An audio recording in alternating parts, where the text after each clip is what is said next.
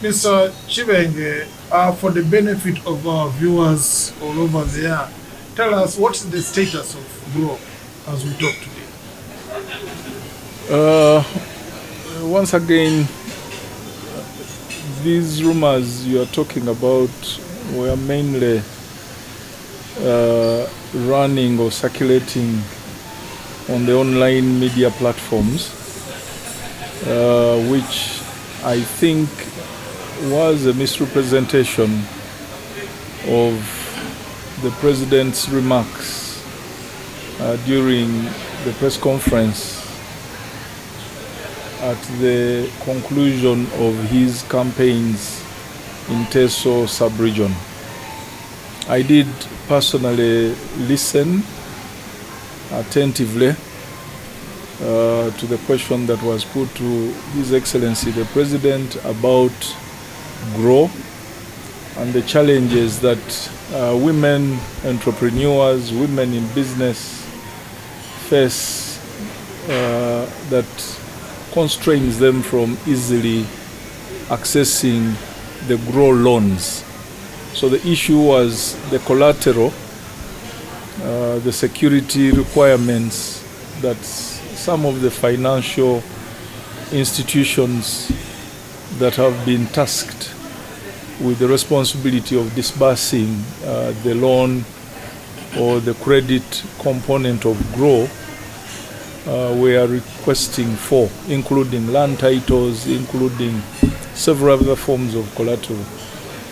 But in a way, I think, like they say, every dark cloud has a silver lining. The fact that the population and the media, particularly the lady who raised that question, the fact that they are raising these kind of questions is testimony to the fact that GROW as a project is out there. There is no question about the fact that GROW is a partnership between the World Bank and government of Uganda, and because the target audience or the target group, which we prefer to call now clients, these are clients since they are accessing a number of products including loans from the financial institutions. This relationship, this partnership between all these players arises out of a need and a critical analysis of some of the major barriers and constraints to women accessing credit, to women enterprises growing, and to coming up with an intervention that helps address those barriers. Affordable credit is only one of the many barriers. As we know, women face a number of barriers in their effort to do business, but most importantly, for their businesses to grow. Now, this project arose out of a concern. During the post-COVID period, our country and the economy was battered greatly by the COVID pandemic. And as we reflected on how our economy can be rebooted, we thought about a critical element in economic activities in this country, in socio-economic transformation, and there's no doubt that the human element is central. From the look of things, these rumors could be as a result of misinterpretation or misunderstanding of the project itself. Can you unpack it for the viewers? Because apparently it's the credit facility that seems to be what is understood of GROW. GROW, and that's why I was giving the context, GROW is a package of services to address constraints to the growth of women, businesses, constraints to the improved performance of women and to enable women economic empowerment. So GROW analyzes the challenges that women face, and one of them, as I said, is credit, access to affordable credit. And that is why in designing GROW, we made sure that while on the open lending market, the open lending interest is at over 20%, the interest rate for GROW, in order to make it affordable to the women who are in business, was capped at 10%, meaning that a woman can, and it is strictly for women. GROW is a product, is an intervention, is a project that targets women who are in business, and working with the private sector through the Private Sector Foundation and the financial institutions, and these are the commercial banks. Money has been put in these banks to enable women use a special window, borrow that money, and they are borrowing it at not more than 10% interest. But alongside the credit are other components. There's an element of setting up and strengthening the existing women entrepreneurship platforms, or women entrepreneurs platforms, what we call the WEPs.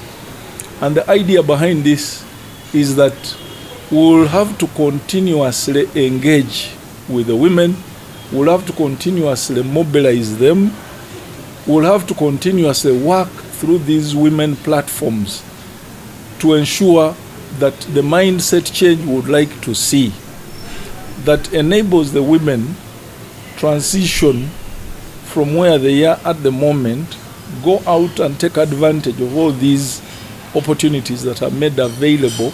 This is not a one-off activity. So that is why we are working with these platforms. There is the Women Entrepreneurship Association in Uganda. In northern Uganda, I think there is a platform called Nuabiz.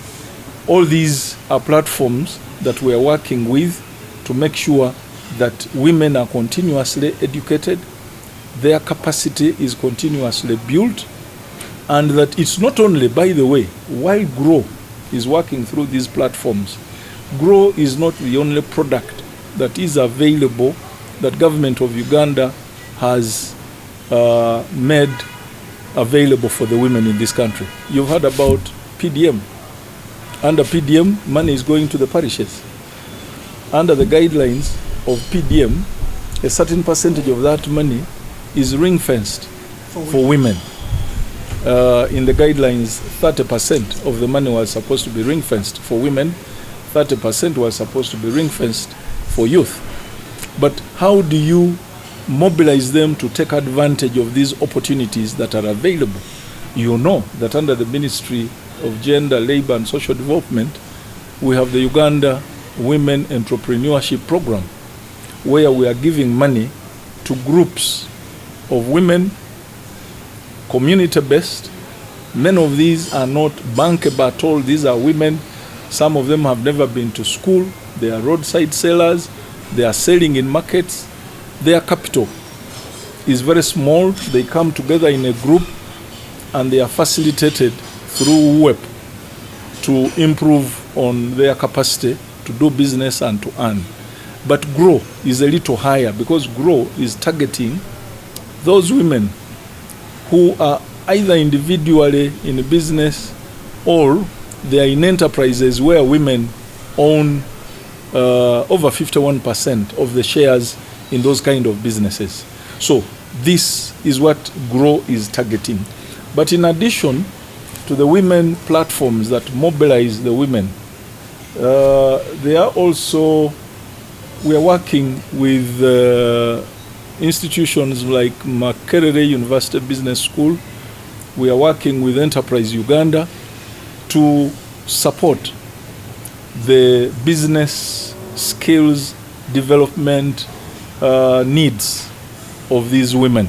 How do they improve their business? Issues of financial literacy. Some of them do not even know that as their businesses are growing, there are certain needs that are going to be imposed on them.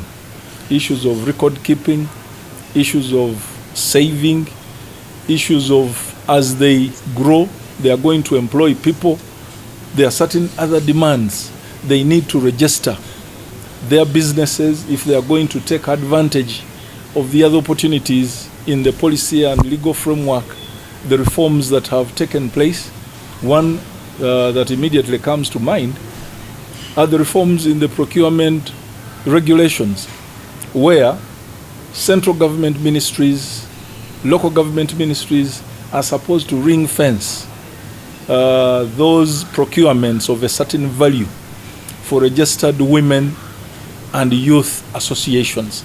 Now, if we don't provide support services to the women, they will not be able to take advantage of these other opportunities that have been made available. But still under GROW, beyond the loans, we are putting in place facilities that will help build capacities of women further. We are going to construct a multi-purpose training and production or productivity facility.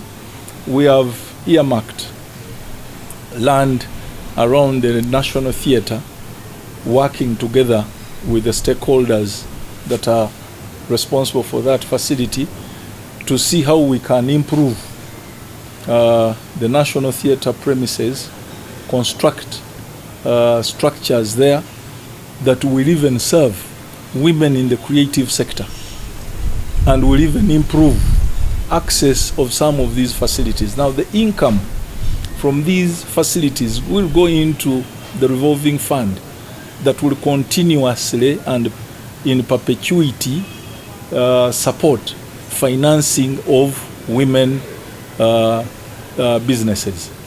So they are quite, it's really a package of services. There are even grants that women who have invested in those areas that are predominantly male dominated, in science and technology fields where not many women have ventured,